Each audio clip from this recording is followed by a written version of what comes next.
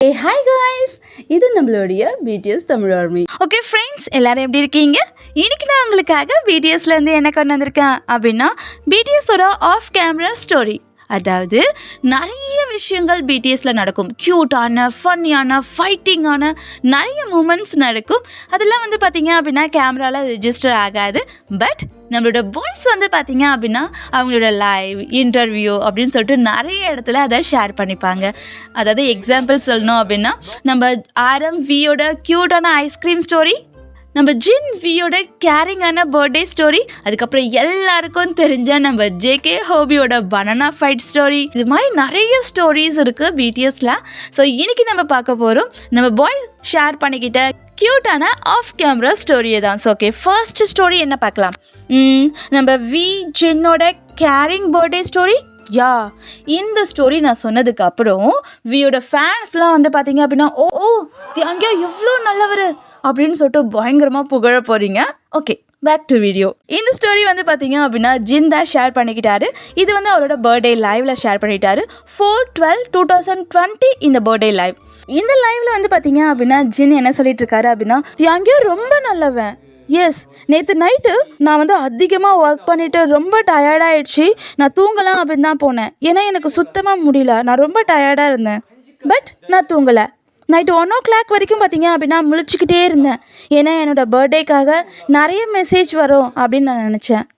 ஏன்னா என்னோடய ஃப்ரெண்ட்ஸ் பர்த்டேக்கெலாம் அவங்களுக்கு நிறைய மெசேஜ் கிடைக்குது. ஸோ நானும் ஆசைப்பட்டேன் என்னோடய பர்த்டேக்கும் நிறைய மெசேஜ் கிடைக்கும்னு சொல்லிட்டு. பட் எனக்கு 6 மெசேஜ் தான் கிடச்சிது. என்னோடய மாம், அதுக்கப்புறம் என்னோடய பிரதர், அதுக்கப்புறம் என்னோடய பழைய ஃப்ரெண்ட் 2 பேர், அதுக்கப்புறம் ஸ்டாஃப் ஒருத்தங்க அப்படின்னு சொல்லிட்டு எனக்கு 6 மெசேஜ் தான் கிடச்சிது. எனக்கு ரொம்ப சேடாகிடுச்சு. எனக்கு மனசில் தோணுச்சு, நான் அந்தளவுக்கு நல்லவன் இல்லை அப்படின்னு சொல்லிட்டு. ஸோ நான் ரொம்ப சேடாகிட்டேன்.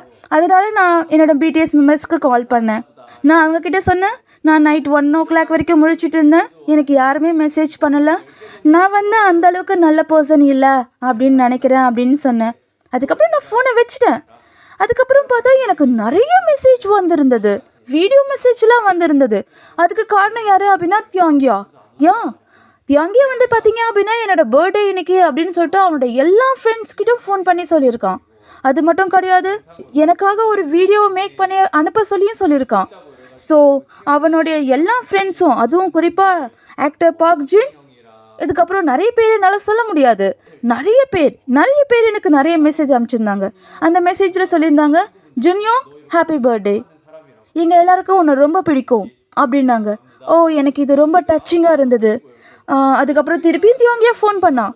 அவன் ஃபோன் பண்ணி சொன்னான், ஜின்யோங் நீ வந்து வெயிட் பண்ணு, உனக்கு இன்னும் நிறைய வீடியோஸ் மெசேஜ்லாம் வர வேண்டியது இருக்குது, நிறைய மெசேஜ் வரும், உன்னை நிறைய பேருக்கு பிடிக்கும், நீ ரொம்ப நல்லவன் அப்படின்னு சொன்னான்.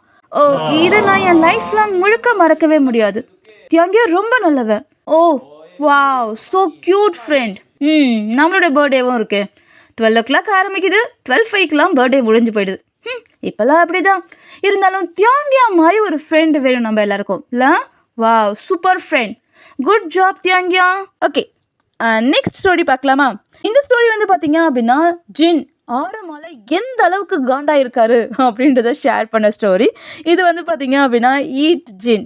இந்த ஷோ ரொம்ப நல்லா இருக்குங்க. உங்களுக்குலாம் எப்போல்லாம் டைமே போகலை, டைம் பாஸே ஆக மாட்டுது அப்படின்னா கண்டிப்பாக இந்த ஷோவை பாருங்கள். இந்த ஷோவில் நம்மளோட ஜின் அழகாக சாப்பிட்டுக்கிட்டே நிறைய விஷயங்களை ஷேர் பண்ணுவார். இந்த ஷோவில் தான் வந்து பார்த்தீங்க அப்படின்னா ஜின் வந்து ஒரு விஷயத்த ஷேர் பண்ணார்.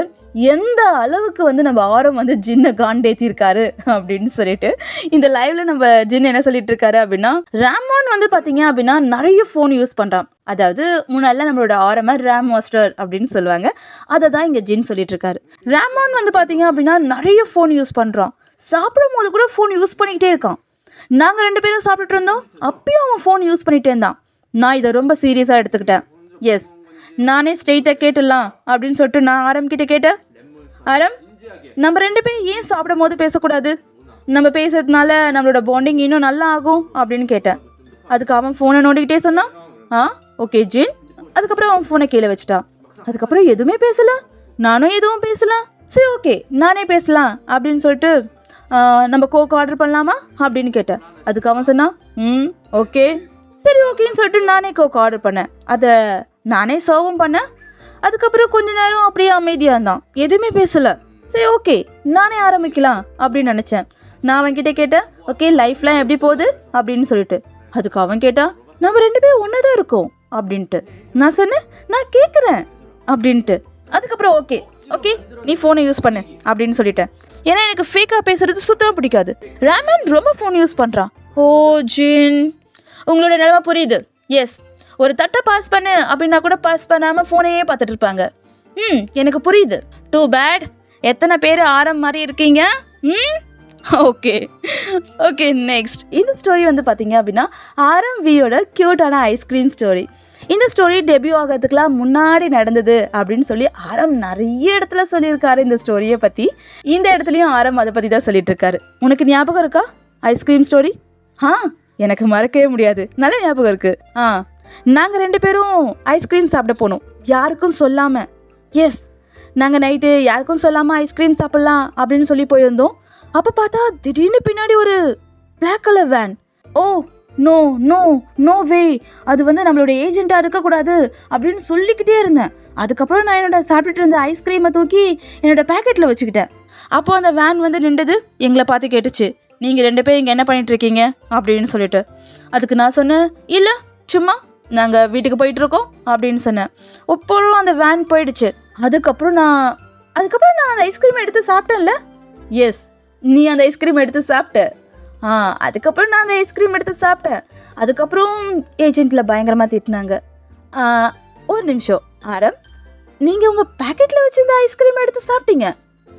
ஓகே, ஃபுட்டை வேஸ்ட் பண்ணக்கூடாது. ஓகே, இதுதான் வந்து பார்த்தீங்க அப்படின்னா ஆர்எம்வியோட க்யூட்டான ஐஸ்கிரீம் ஸ்டோரி. ஓகே, இந்த ஸ்டோரிஸில் எந்த ஸ்டோரி உங்களுக்கு பிடிச்சிருக்கு அப்படின்னு சொல்லிட்டு கண்டிப்பாக கமெண்ட் பாக்ஸில் சொல்லுங்கள். இந்த வீடியோ உங்களுக்கு பிடிச்சிருக்கா? இது மாதிரி மூமெண்ட்டை பார்க்குறதுக்கு என்னோட சேனலை சப்போர்ட் பண்ணுங்கள். Take care friends, bye bye.